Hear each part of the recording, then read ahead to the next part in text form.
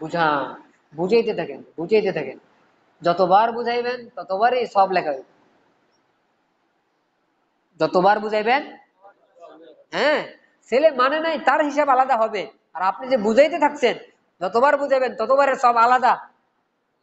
আর না মানার কারণে কষ্ট পাইছেন না? কথাই বলেন, না মানার কারণে কষ্ট পাইছেন না? কষ্টের সব আলাদা। কষ্ট পাইছেন, কষ্টের কারণে হাদিসে পাকে আসছে, আনাস রাদিয়াল্লাহু তাআলা বর্ণিত, সওয়াব কেমন হয়? বান্দা যদি কোনো জায়গায় কষ্ট পায়, কষ্ট যেই পরিমাণ সওয়াব ওই পরিমাণ। কষ্ট যেই পরিমাণ, মহিলারা শুনতেছেন না?